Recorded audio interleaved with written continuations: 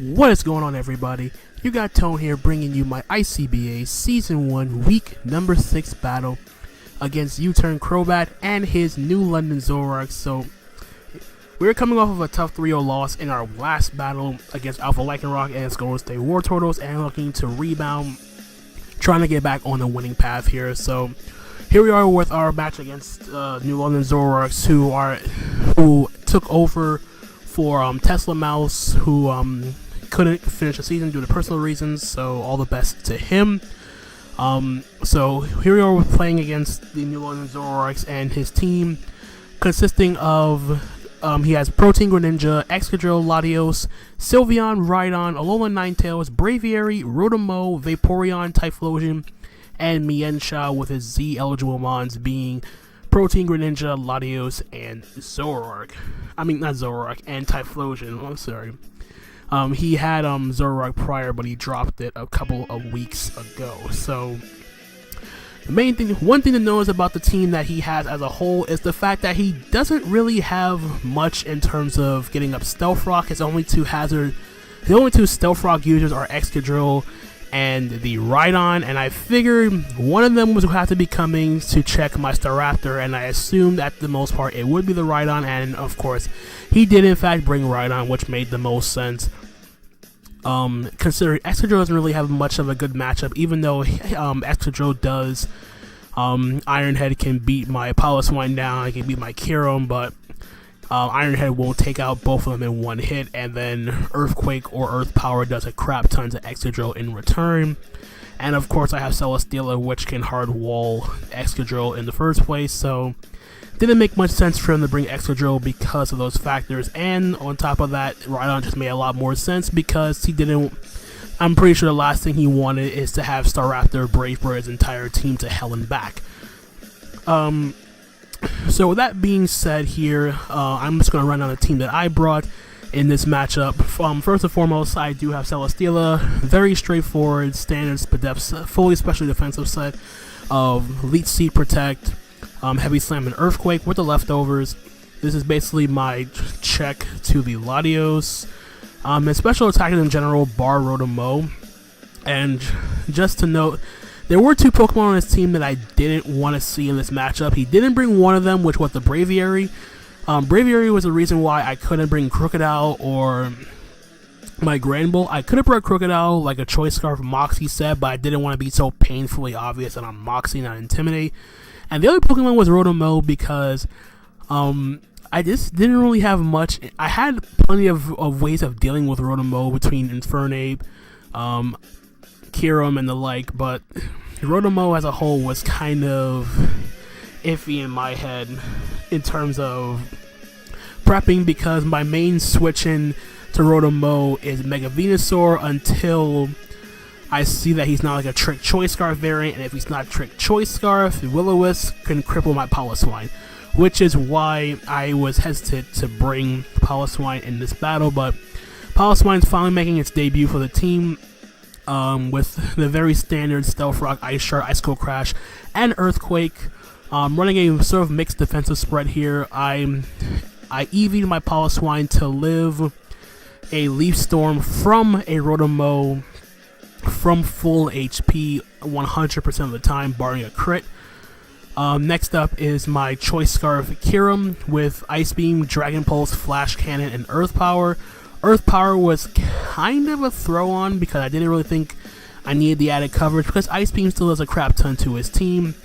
Dragon Pulse for overall stab coverage, Flash Cannon knocks out the Alolan Ninetales, and Earth Power was just there for like prediction, just for the sake of filler. I didn't really need to click Earth Power because he has a Latios and he has a Rotom, which both get decimated by Ice Beam. It was just a throw on.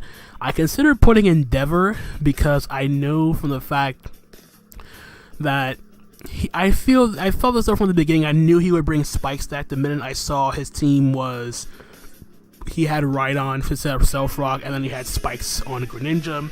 So I figured Spike Stack would be the way to go, and I figured if I whittle myself down enough between the hazards and the between the hazards and me constantly being forced to switch out because of me locking myself into a move, I can endeavor something, and if I have rocks up there, forced to either stay in or he's forced to use that sack fodder. So with that all being said, next up is my Mega Venusaur. Very straightforward set of Synthesis, Giga Drain, Sludge Bomb, and Hidden Power Fire with, not Hidden Power Fire, I have knockoffs on my Mega Venusaur for the, on the off chance you wanted to switch, Latios in on a predicted Giga Drain from my Mega Venusaur. Running a sort of mixed defensive spread as well, so I can take physical hits from stuff like Excadrill, who had to bring it. I also can take, stuff like, high jump kicks from Mienshao, stuff like that. Number 5, we have our Choice Scarf Staraptor. Adamant Choice Scarf with enough speed to outspeed a Greninja, if I recall correctly. Looking at his team, it was kind of iffy about me bringing Choice Scarf in the first place, considering he had he could have brought potential Water Shuriken on his Greninja to go along with potential spikes, but I felt as though that bringing Scarf still helped me out in a sense.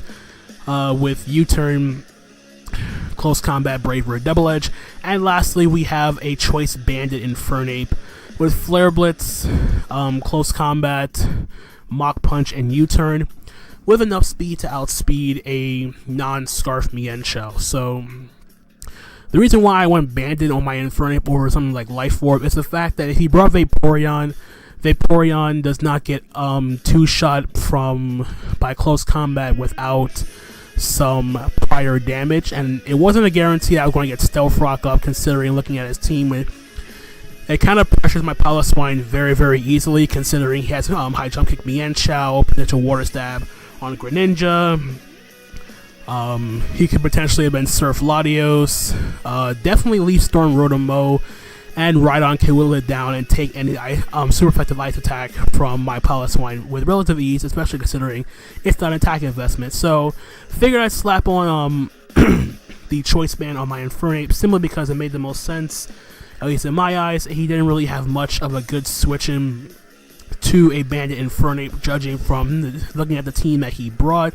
Rhydon can take 1 Close Combat, but I need to make sure I whittle it down enough to the point where I get it to about 65-70%, and then from there it's just a roll on whether or not I can knock out the Rhydon.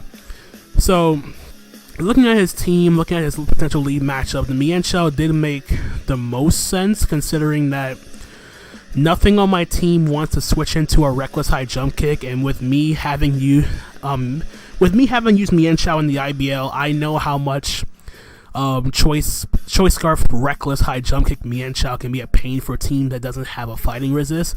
And although my fighting resist is Mega Venusaur, it's not going to switch in without being Mega.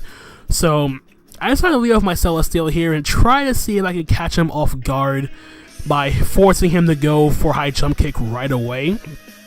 So what I decided to do turn 1 here, as you see we are being challenged by UTurnCrobat, I'm going to lead with my Celesteela because I feel as though I had the best matchup against everything on his team. The Ninetales, the Rhydon. If you let Rhydon try to get rocks early because I had no hazard removal, it made the perfect sense. But he leads up with Mienshao here. Now I'm just going to go for a Protect here, just to scout out what he plans to lock himself into.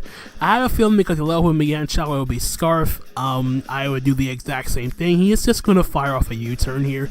It was his safest play.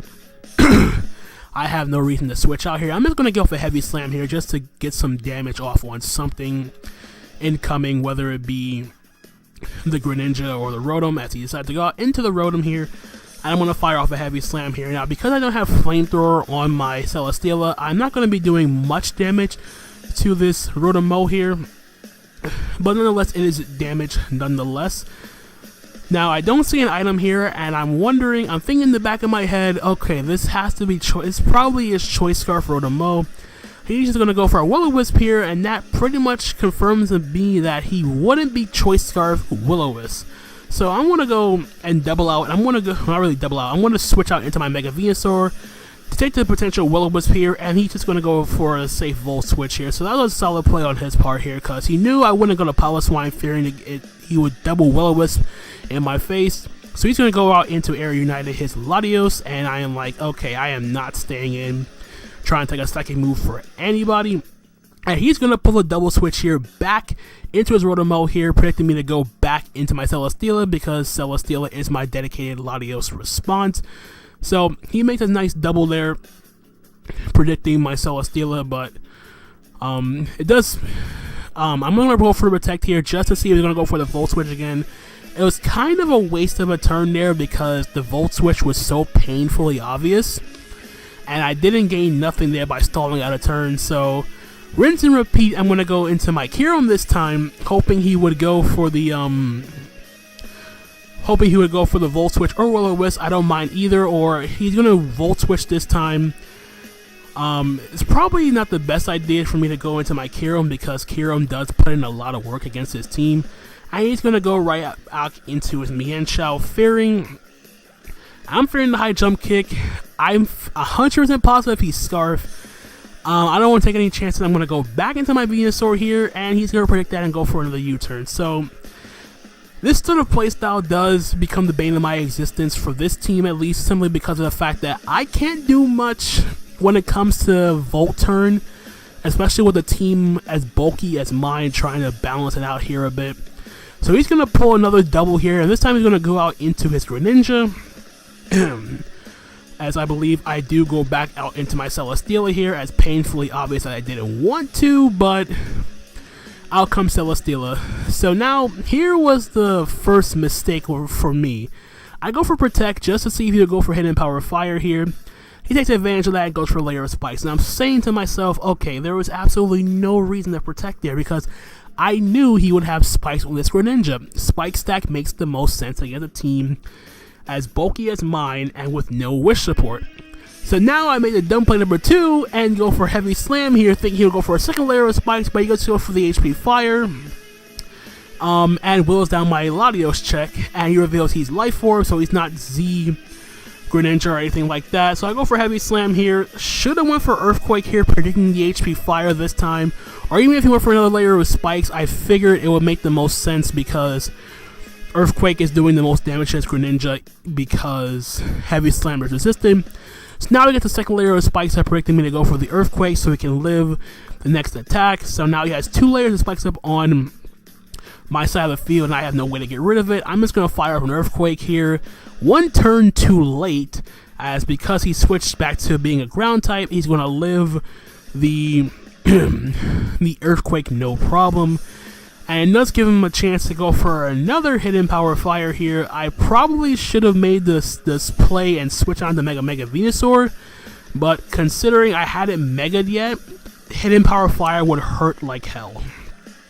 And I figured I prioritized getting rid of Greninja over switching out my Mega Venusaur, because Mega Venusaur is my check to Rotom. So my Celesteela does take out the Greninja here. We're up 6-5, but his Greninja did what it had to do, and he got 2 layers of Spikes against my team, which is going to be detrimental because it affects it pretty much affects my Mega Venusaur mostly. The fact that he just needs to keep riding away from my Mega Venusaur. He goes out into his Rotom, and he says he's going to Volt Switch here. I cannot stay in. I mean, I cannot switch out because I knew the Volt Switch was too painfully obvious. So sadly, I had to sack off my Celesteela here. And basically, I just lost my only real response to his Latios at this point in time. So he goes out into said Latios. I'm going to go out into my Staraptor here because I need to get momentum back on my side at least. So I'm going to fire off a U-turn here. He's going to switch. He's going to go out into Peppermint his Alolan Ninetales to take the U-turn, which was a solid play. I couldn't go for Brave Bird or Double Edge simply because of the fact that he still had a full HP Rhydon. It would make no sense. I lose momentum by doing so. So now I'm going to go into my Kyurem here. Mainly 2 reasons. Mainly because I wanted to force him out with the Flash Cannon, and I am Choice Scarf. The only way it's backfire is if he's Choice Scarf Ninetales, but he's going to switch out, and he's going to go into Rotom here, predicting my Flash Cannon, which I could have been ballsy here and predicted the switch and gone for Ice Beam, but considering I was already behind the 8-ball already, I considered playing it safe throughout the battle, and of course I didn't want to take any of my Pokemon to take any chip damage from the hail. I'm locking the Flash Cannon, so I'm forced to switch out, and I'm forced to go into my Mega Venusaur here. I take the layers, I take the spikes damage. I'm still not Mega, I need to get the free Volt Switch one more time, so it's a rinse and repeat process here, but at the same time, I knew this was going to be expected here. I cannot, I can't stress enough how badly that I had to, how badly Spike Stack plus Volturn decimates my team. So here I'm going to Mega Evolve here, stay and go for a Sludge Bomb here because I can't really switch out to anything because my Mega Venusaur dies on re-entry. The only thing Mega Venusaur is good for is the Rhydon. I know for damn sure he wasn't going to stay in with Rhydon against a Mega Venusaur, and Blizzard's going to take out my Mega Venusaur. So sadly, I guess another match where Mega Venusaur does absolutely nothing for me, but it's just the way I played just didn't make it work out for me. So I'm going to go to my Staraptor here, hopefully get him to switch out, but he's going to U-turn. I'm going to U-turn as he stays in. And this time I decided to go out into my Piloswine this time because I figured it'd be nice to get up Stealth Rock on his side of the field just to get the extra chip damage for my Staraptor and Infernape. He's going to fire off a Blizzard, and it's going to do kinda a little bit, a little chunk.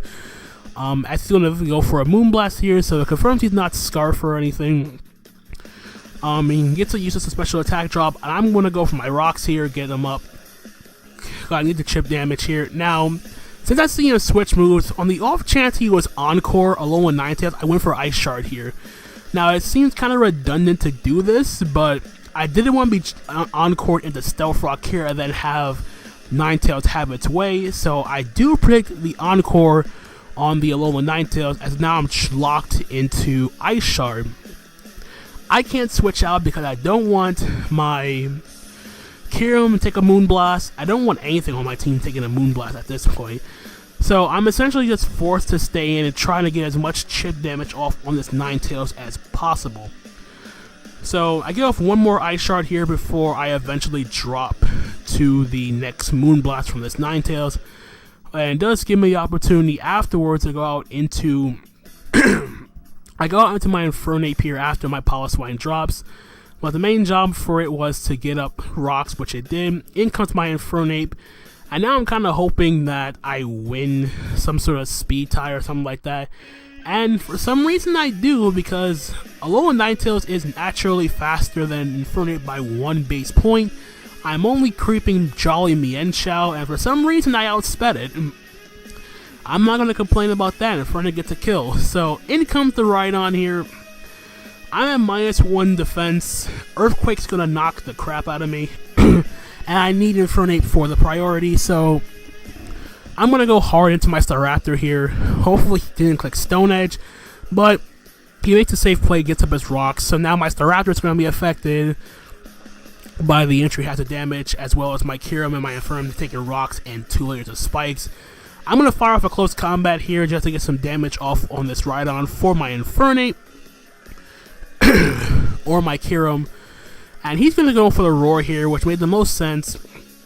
Force my Kyurem or my Infernape to take Stealth Rock plus 2 layers of Spikes. In comes my Kyurem. I take the Spikes damage, and then I take the Rocks damage. And I have to stay in and lock myself into Ice Beam because I can't switch out because I died to Rocks plus Spikes on re-entry. So, fire off an Ice Beam, take out the Rhydon, and it's pretty much looking like Scarf Mienshao is going to wreck my team right now. In comes the Mienshao, and basically all I have to do is just click High Jump Kick 3 times and hope he has to miss along the way, and he wins 3-0. That's pretty much how it's going to come down to. But he decides to go for knockoff here. He told me afterwards he didn't want to risk the High Jump Kick missing at that point in time, which made sense.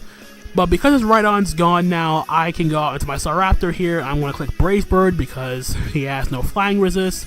He's locked into knockoff here, which won't kill my Staraptor. So he makes a smart play, saving his Mienshao and sacking off his Rotom, because Rotom doesn't do much for his team at this point in time. So he's going to sack the Rotom to my Staraptor's Brave Bird. So at least, even if we lose, the differential is a little bit less mitigated to at least a 2-0 loss. So in comes this Mienshao one more time. He's just going to click high jump kick. The only way I can bring it back is if he misses high jump kick right here. And as you can see, he does not miss high jump kick. So down goes my Staraptor. And that's essentially going to be a good game to UTurnCrobat, as all I have left is my banded Infernape here. I want to take the spikes damage, take the stealth rock damage, and I'm just going to fire off a Mach Punch just to see if I can get it down to at least a 1-0. So I fire off a Jolly banded Iron Fist Mach Punch, and he misses high jump kick. So at the very least, this potential 3-0 or 2-0 loss just end up becoming a 1-0 loss, and in comes the Latios. I'm locked into Mach Punch. There's nothing I can do about that. So I'm going to go for the Mach Punch, and he is just going to fire off a safe Dragon Pulse. And that is going to be the game, with me losing 1-0 to the new London Zoroarks. So again, good game to UTurnCrobat. It was kind of an up and down battle for the most part, but at the same time, there were some iffy plays on my end, especially towards the beginning of the battle where I was hella predictable with my switches. I didn't play aggressively enough towards that match, towards the battle where I was getting U-turned and Volt switched on for days. I had nothing to combat it. And funny enough, despite how bad I played at the beginning of the battle, the funny thing is I still potentially could have won the battle if Mienshao had missed a high jump kick on my Staraptor instead of missing it on my Infernape. Because if it missed it on my Staraptor, it takes the recoil damage from high jump kick missing. I go for Brave Bird. He sends out his Latios. Assuming his Latios wasn't Choice Scarf, I get off huge damage with the Brave Bird. He's forced to either take me out with a Dragon Pulse or a Psychic or Side Shock, or he could try to be cheeky, and if he's like a defensive Latios, he can recover stall me, have me take all that Brave Bird recoil, pray he doesn't get I don't crit him, and then put us up into a position where Latios can still beat the Infernape 1v1 after taking the spikes and the stealth rock damage. So I don't like relying on hacks to try to bring a match back. It was kind of my fault that the battle ended the way it did. The fact that it's even ended in a 1-0 loss as opposed to like a 2-0 or a 3-0 loss, in my opinion, is anything less than a miracle at this point. So anyway, again, good game to UTurnCrobat. I will leave his links are in the description down below. Feel free to check out his side of the battle, of course. So we are now 3-3 with a +1 differential, and still, for some reason, we are still tied. We are still in contention for our division, which is we're currently tied with Fralls, who is also 3-3 heading into week number 7. So we play week 7. We are taking on Deebs and his Calgary Flame Wheels. Of course, some of you may know from the IBL as the Orlando Mudkips. So it's sort of a revenge match for Deebs. We beat him in the IBL, and he's looking for a little bit of payback. At least luckily for his sake, there's no bulky Starmie stopping his team. No Starmie, no Thunderous Theory, no Scolipede, none of that stuff. It's still bulky and fat though, Deeds, and I hope you enjoy every piece of it. Anyway, that's gonna be it from me, guys. If you guys did enjoy this crazy battle, leave a like, leave a comment, subscribe if you guys are new to the channel. I'm gonna get the heck out of here, and I hope you guys enjoy it. And until the next time, guys, my name is Anthony, aka Tone, and I'm gonna catch you guys on the flip side. Later!